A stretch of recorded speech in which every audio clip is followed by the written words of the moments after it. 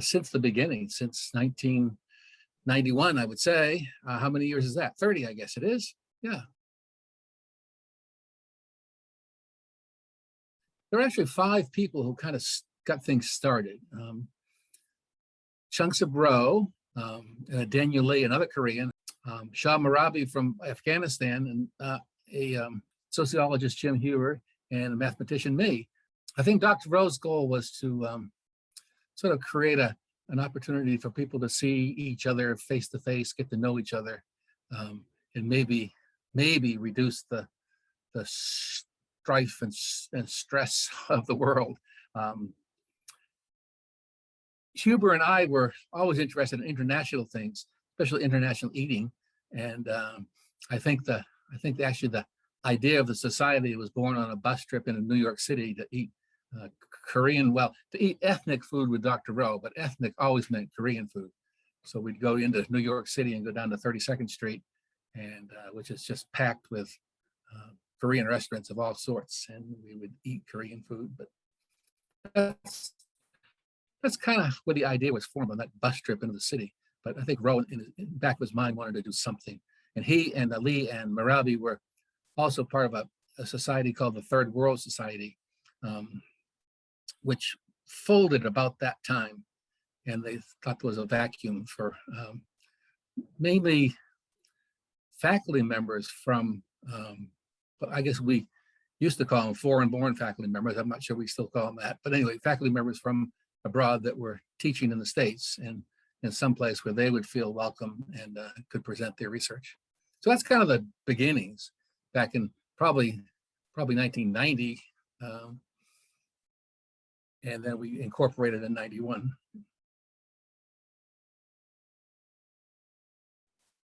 It hasn't changed a lot. We always wanted to have high quality academic meetings with a bit of fun thrown in, and I think we've been successful in doing that. We haven't grown a lot. We always wondered what would we do if we had 5,000 members at a conference, but we've never done that, and maybe that's just as well. In the early years, we had on occasion a reception, which would cause the hotel security to come and talk to us about being a little bit more quiet. But it's pretty much the same format. I think we've maybe increased the interest in getting students involved, being a forum for students, sort of for first academic conference opportunities. I think we've done a good job with that. And that has come on as we've progressed. I think we've had some really good meetings and have met some really good people and created some nice personal networks. And I think we can be proud of that kind of accomplishment, even though it's not the 5,000, it's the 200. But I think the quality of the meetings that we put together have been great, and the quality of the people that we've put together have been great. So that kind of makes me proud.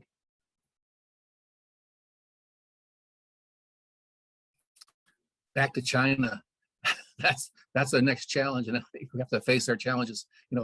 Face them face to face, and see that those are real people too that want the same things we want. But I see the format staying pretty much the same.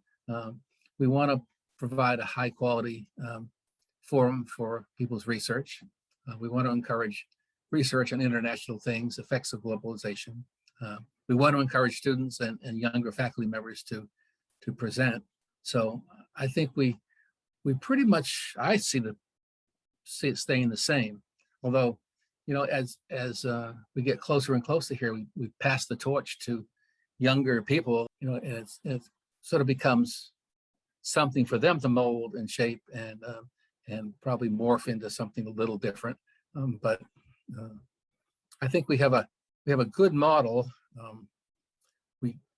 We have the academic conferences, we have the international travel, and at fairly reasonable prices. So I see that continuing.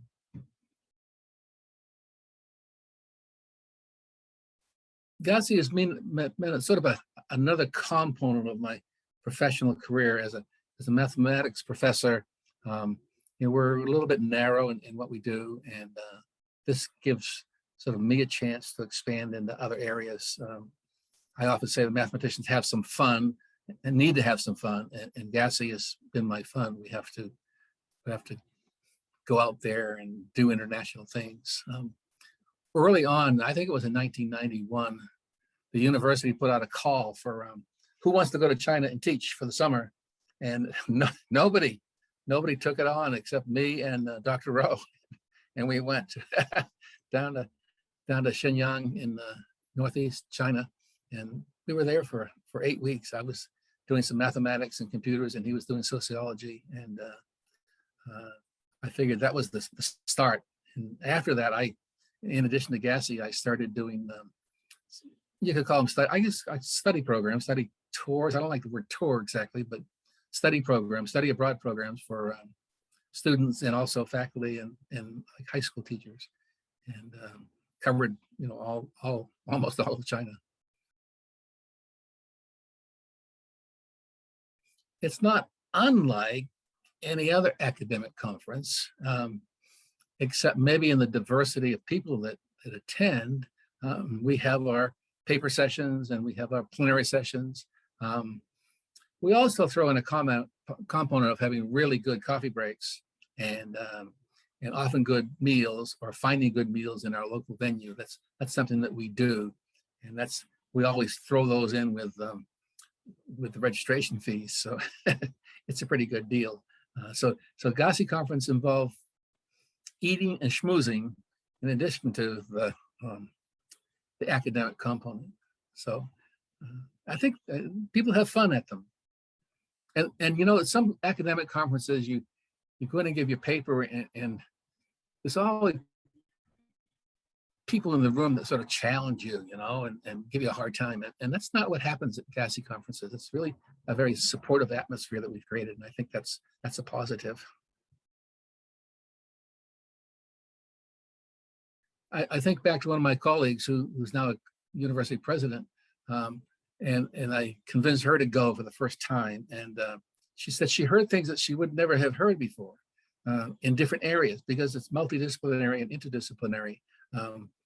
She was a mathematician, but she'd never heard the social workers and the sociologists and the economists talk about their areas, and she thought that was really fascinating part of the meetings. And I've got to get her to come back now that she's a president. That's one thing that's different. It's not just your narrow niche of academic expertise. It's a broad range of subjects that you get to experience and talk to the people themselves, outside of the formal conference, and find out what sort of makes them tick and why they think what they do is important and so forth. The global banquet is sort of a chance to pat ourselves on the back. It's a chance it's a chance to experience the local cuisine, which is an important thing, but it's also a chance to recognize that the student scholars and have them take a bow in front of everybody.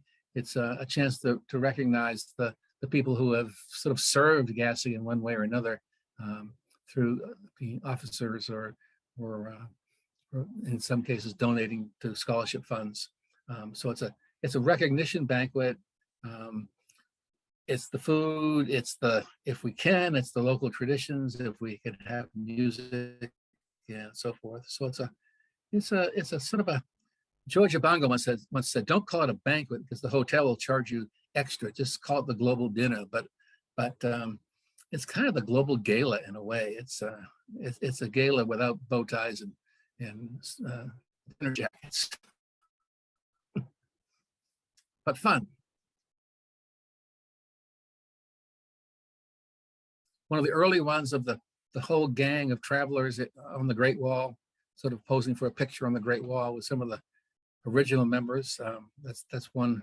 We had a conference in Shanghai that year. I think it was '95, and that the whole gang on the Great Wall. The Great Wall is such an iconic venue.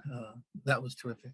Of course, we can't forget um, Professor Reimer on the camel in his business suit, and uh, I think he had a briefcase. That's another. Oh, there's so many. Just one of the best places was when we traveled in Tuscany, visited a winery and had a terrific meal at the winery. That was fun.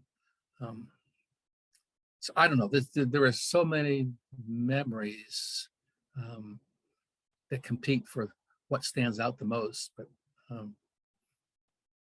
it's mainly the people that you travel with and that you confer with that make the meetings important.